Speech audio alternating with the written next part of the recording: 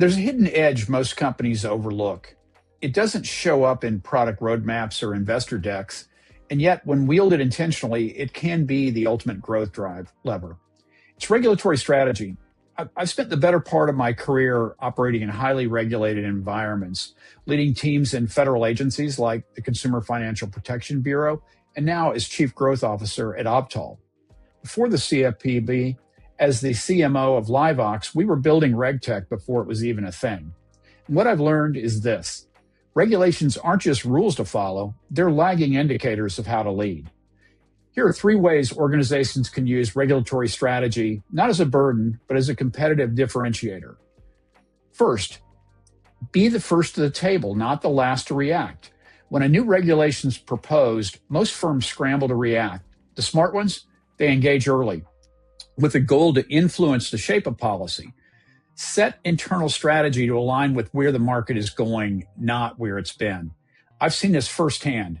Companies that engage proactively with regulators often find themselves shaping the standards others have to follow. Smart firms are tracking consumer sentiment at the state and local level long before rules are even contemplated.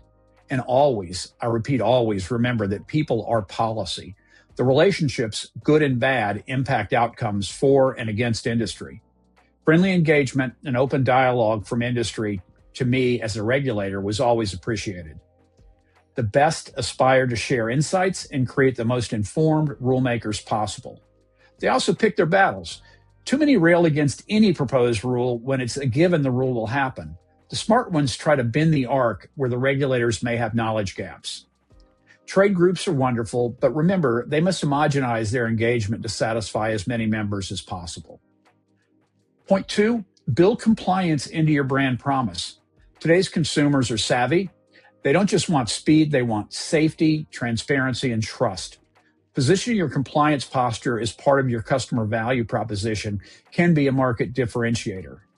At Avtal, we align regulatory rigor with brand trust, and that's been a key to our growth narrative.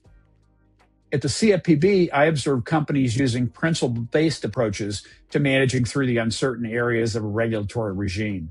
It's not ideal, but it's a smart play when encountering those uncertain thickets. And the last point, align regulatory foresight with product strategy.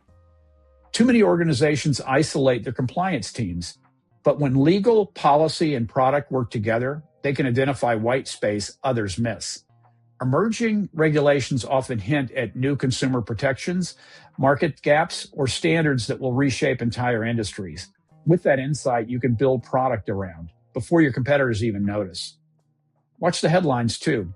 Headlines indicate when consumers have had enough, and sometimes outrage is prologue to regulation. So here's the takeaway. Don't treat regulatory strategy as back office obligation. Make it part of your growth playbook. Use it to lead, not just follow. I'm John McNamara, and if there's one thing I've learned, it's those who understand the rules and their customers best are best positioned to change the game.